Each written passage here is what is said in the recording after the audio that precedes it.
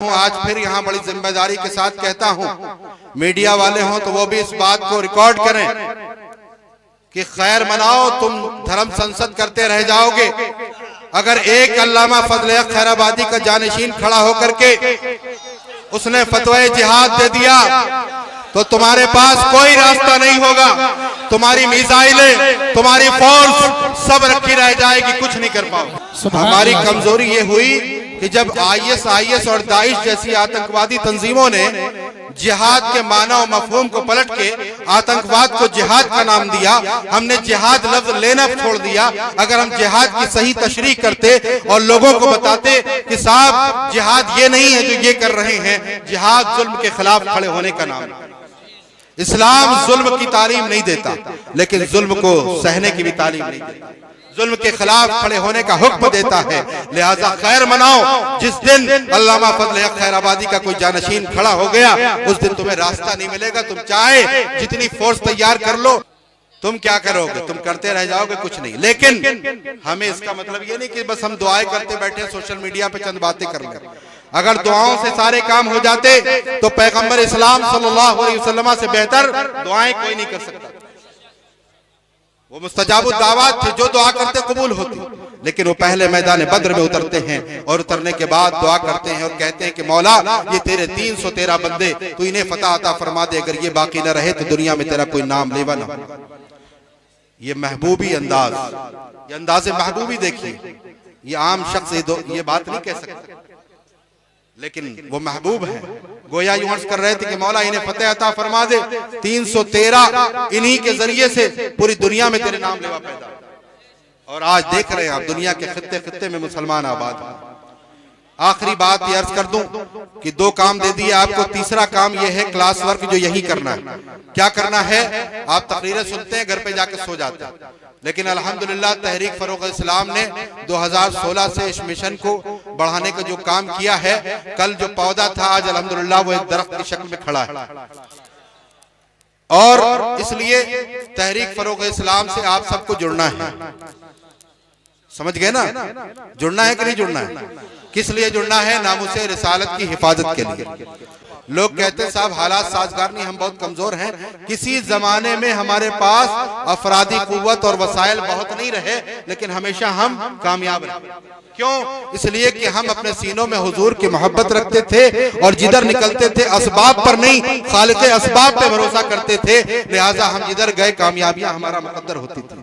और डॉक्टर इकबाल हमारी कामयाबी के बारे में कहते हैं, दस्त तो दस्त है दरिया भी न छोड़े हमने, बहरे जुल्मात में दौड़ा दिए घोड़े हमने। और दुनिया देखेगी, सिर्फ जबानी जमा खर्च नहीं बल्कि मैदान अमल में आके काम करना। चाहे वो जेल भरो आंदोलन का मामला हो, चाहे जंतर मंतर पे जाकर लब्बैक या रसूलुल्लाह का नारा लगाना हो। अल्हम्दुलिल्लाह तहरीक फरोग इस्लाम से अल्लाह ताला ने ये सब काम लिए। और त्रिपुरा की सरजमीन पर हम जेल में रहे तो जेल में भी हमने काम किया। वहां पे भी एक गैर मुस्लिम की हम जमानत करा रहे थे। तहरीक का जो मिशन है मजलूमों के साथ खड़े होने, अल्हम्दुलिल्लाह वो भी हमने काम किया और करते रहेंगे इंशाअल्लाह ताला। लिहाजा आज हमें यह तय करना है कि जो यहाँ अहद पैमान किया उस पर कायम रहेंगे ना इंशाअल्लाह। कितने लोग रहेंगे? जरा हाथ उठा के बताएं। हाथ उठाए रहिए। अब मेरे साथ मिलकर के कहिए कि जो जान मांगो तो जान देंगे, जो माल मांगो तो माल देंगे, मगर यह हमसे न हो सकेगा, नबी का जाहो जलाल देंगे। बतला दो गुस्ताखे नबी को गैरते मुस्लिम जिंदा है, उन पर मर मिटने का जज्बा कल भी था और आज भी है। और इजाजत हो तो इसी मिंबर से पाखंडियों का ऐलान करें,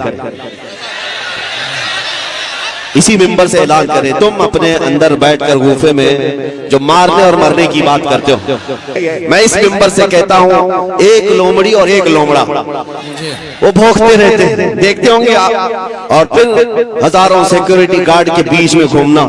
अरे मर्द हो तो मुकाबला करो, मैं तनहा घूम रहा हूं पूरे हिंदुस्तान में।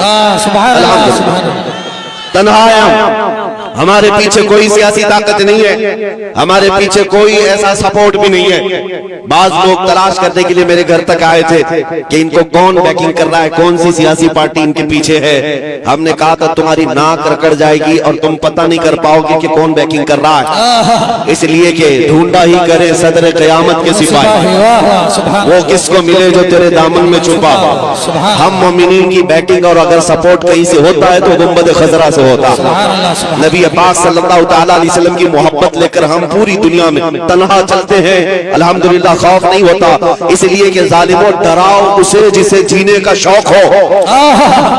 मौत से डराना, जेल से डराना, फांसी से डराना, उसे डराओ जिसे जीने का शौक है। हम तो रोज रात ये सोच करके सोते हैं कि कब मलकुल मौत आए, रूह कब्ज़ करे और हमारे नबी से हमारी मुलाकात कराए। सुभान अल्लाह, सुभान अल्लाह। शबे गौर भी उसी गुल से मुलाकात की राह। अज़ीज़ान गिरामी वक़ार, मैं बात क्या कह रहा था, आप अपना जोश थोड़ी देर के लिए खामोश रख रहे हैं, थोड़ी देर के लिए। मैं बात ये कह रहा था कि इनकी इतनी ताकतों के मातहत होने के बाद लोमड़ी और लोमड़ा चंद कमरों के अंदर बैठ करके वीडियो बनाकर वायरल करके मुसलमानों के दिलों को छलनी करने की कोशिश है। और हैपोक्रेसी, जो डेमोक्रेसी खत्म होकर हैपोक्रेसी जो आई, ये सारे मनाजिर के बाद मैं उनसे कहता हूँ, मैंने एक क्लिप सुनी, कोई वो लोमड़ी कहती है एक और एक लोमड़ा कहता है कि हम 20 लाख लोगों को मारेंगे, इतने मुसलमानों का कत्ल करेंगे तो फिर हमारे यहाँ पर हिंदू राष्ट्र कायम हो जाएगा। जालिमों, तुम्हारे अंदर इतनी हिम्मत ही नहीं है, मारने मरने की बात पाखंडियों से हो ही नहीं सकती, कभी हो ही नहीं सकती। एक बात मैं कहूंगा, अगर मारने और मरने का शौक ही है तो चलो मैं भी चलता हूं, तुम भी चलो, बॉर्डर पर खड़े हो जाते हैं। बॉर्डर पर खड़े होंगे, अपने देश की रक्षा करते हैं, अपने देश की हिफाजत के लिए चलो बॉर्डर पर चलते हैं, फिर देखा जाएगा कि कितनी गोलियां तुम खाते हो, कितनी हम खाते हैं। और मैं अकेले की बात नहीं कर रहा हूं, इंशाअल्लाह अज़ीज, जिस दिन मेरे मुल्क अजीज की हिफाजत की बात आए, ये उलमा भी हाजिर होंगे, ये मजमा भी हाजिर इंशाअल्लाह। इसलिए कि इस मुल्क को हमने खून जिगर से सींचा, यहाँ हमारी तारीख मौजूद है। अज़ीज़ान गिरामी वक़ार, इन आतंकियों के गले में अगर हुकूमत ने पट्टा नहीं डाला तो ये कुत्ते इन हुकूमतों को ही नोच खाएंगे। वो दिन भी आएगा जब यही कुत्ते इनके लिए भारी पड़ जाएंगे, यही भारी पड़ जाएंगे।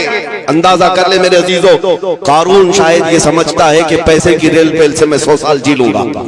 ये शद्दाद, ये हमान, ये फिरौन ये समझता है कि मैं अपनी ताकत के बलबूते पूरे लोगों की गर्दनों पर हुकूमत कायम कर लूंगा। वो तो बड़ी ताकतें थी, तुम्हारी हैसियत मच्छर के बराबर भी नहीं। और अगर हुकूमतें खुलेआम ये सारी बातें कर रही हैं, मेरे अजीजों, एक तारीख यहाँ वैसी भी आई थी 100 साल पहले, 100-150 साल पहले, 1857 की तारीख, जिसको अंग्रेज आज भी गदर कहता है, अंग्रेज आज भी गदर कहता है। 1857 की तारीख में अंग्रेजों को भी यही नशा चढ़ा था, यही नशा चढ़ा था कि हम जो चाहे कर लेंगे, कत्ले आम करेंगे, मार डालेंगे। उस वक्त किफायत अली काफी रहमतुल्लाह ताला अलैह को फांसी पर चढ़ाया था, फांसी पर चढ़ा करके जश्न मनाए थे 8 दिन तक। क्यों किफायत अली काफी को चढ़ाया था जानते?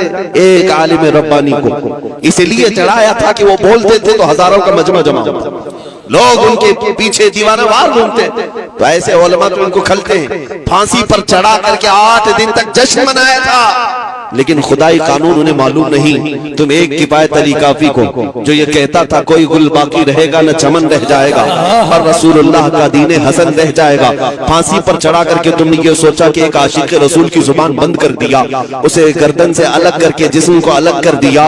अब उम्मत ठंडी हो जाएगी, ये जमात सो जाएगी। लेकिन मौला ताला का एहसान तो देखे, मुरादाबाद ज्यादा दूर नहीं है, किफायत अली काफी को यहाँ फांसी पर चढ़ा रहा है अंग्रेज, और मौला पड़ोस में बरेली में इमाम अहमद रजा को पैदा कर रहा है। ज्यादा फासला न शहरों का है न तारीख का है। एक आशिक रसूल अगर तुम्हारे हाथों फांसी पर चढ़ा है तो अल्लाह ताला ने दूसरा ऐसा आशिक पैदा किया जिसने करोड़ों दिलों में ये इश्क भर दिया, करूं तेरे नाम पे जा फिदा, बस एक जहां दो जहां फिदा, तो जहां से भी नहीं जी भरा, करूं क्या करोड़ों जहां नहीं। मैं बात ये करना चाहता हूं, तुम जितने चिराग बुझाओगे मौला उतने चिराग और रोशन फरमाएगा। सुभान अल्लाह, सुभान अल्लाह। जिसको जिसको तुम पकड़ करके कत्ल करने की धमकियां देते हो, ये इस्लाम न कल मिटा था, न आज मिटा है, न सुबह क़यामत तक मिटा सकोगे। अल्लाह ने कुरान पाक में फरमाया है, युरीदून लियुत्फिउ नूरल्लाहि बिअफ़वाहिहिम वल्लाहु युरीदु अन युतिम्मा नूरहु वलौ करिहल काफिरून। मुशरिकीन ये चाहते हैं कि अपने मुंह के फूंकों से अल्लाह के चिराग को बुझा दे, और ये हो नहीं सकेगा। अल्लाह अपने चिराग को रोशन करके रहेगा, काफिर अगरचे इसको नापसंद करें, काफिर अगरचे इसको नापसंद करें। मेरे अजीजों, बात सिर्फ इतनी मुझे करनी है, तुम्हारा अपना रोल क्या होना चाहिए? क्या यही जोश के नारे जो हम पिंडाल में बैठ करके करें? क्या हमारी यही तकरीरें जो जलसे तक रहे? नहीं मेरे अजीजों, हमारा लक़ब, एक मोमिन का लक़ब ये था कफन बरदोश। ये सीने पर बल्कि अपने कंधे पर कफन लेकर के चलता है, इसे मौत से खौफ नहीं है। तो ये खौफ जब तुम्हारे सीने से निकलेगा तो हक बोलने की हिम्मत उतनी बढ़ती चली जाएगी। ज्यादा से ज्यादा तुम्हें किस बात से डराया जाता है आज? फांसी से, ये सबसे हाईएस्ट सजा है ना, या जेल से? ये दोनों चीजें एक मोमिन के लिए कोई मायने नहीं रखती।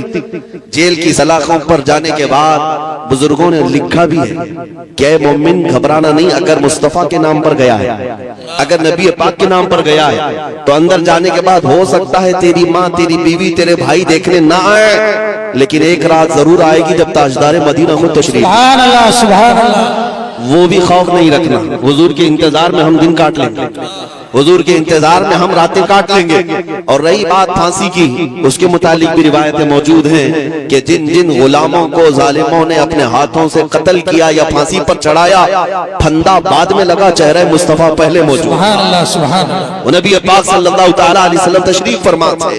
अजीज़ान गिरामी वक़ार, ये दो तमन्नाएं जिसके पास है, फिर उसे किस बात का खौफ है? अगर हम अल्लाह की कुव्वत और कुदरत पर भरोसा करेंगे और इसे अल्लाह की रिजा के लिए इस्तेमाल करेंगे, तो पूरी दुनिया के लश्कर ही क्यों ना आ जाए, वो हमें शिकस्त नहीं दे सकेंगे। ग़ज़वा खंदक के दौरान एक मिसाली वाक़या रूनुमा हुआ जो ईमान वालों के लिए बहुत बड़ा सबक और मिसाल बन गया। मक्का के मुशरिकीन चीख रहे थे कि मुकाबले के लिए कोई मुसलमान आगे आए और रूबरू मुकाबला करे उनसे। उनका एक मशहूर सिपाही अम्र बिन अब्दुवत था, बहुत ही ताकतवर और तलवारबाजी में महारत रखता था। इसी वजह से कोई भी उससे मुकाबला नहीं करता था। उस वक्त हजरत अली ने कहा, या रसूल अल्लाह, मुझे इजाजत दीजिए इससे मुकाबले के लिए। पैगंबर अकरम ने फरमाया, बैठ जाओ ए अली, मुकाबले के लिए अम्र बिन अब्दुवत आया है। अम्र ने फिर ललकारा मुसलमानों को, क्या कोई ऐसा मुसलमान नहीं जो मुकाबला कर सके मुझसे? क्या जन्नत में नहीं जाना चाहते जिसका वादा किया गया है तुमसे? हजरत अली ने फिर नबी करीम से इजाजत तलब की। रसूल अकरम ने फिर फरमाया, ऐ अली, वो अम्र बिन अब्दुवत खड़ा है। जब उससे मुकाबले के लिए कोई ना आया तो अम्र ने मुसलमानों की तरफ थूक दिया। उसने इंतहाई हक़ारत से मुसलमानों की इज्जत नफ्स पर हमला किया। हजरत अली फिर खड़े हुए और बहादुरी से कहा, मुझे इजाजत दीजिए या रसूल अल्लाह, मुकाबले के लिए। रसूल अकरम ने फिर फरमाया, ऐ अली, वो अम्र बिन अब्दुवत है। हजरत अली ने कहा, वो अम्र बिन अब्दुवत है तो क्या मैं फिर भी मुकाबला करूंगा? इस पर पैगंबर अकरम ने अल्लाह के शेर को इजाजत दे दी। फिर अपने मुबारक हाथों से हजरत अली को ज़िरा पहनाई और उनकी तलवार जुल्फ़िकार को दुआओं के साथ कमर पर बांधा।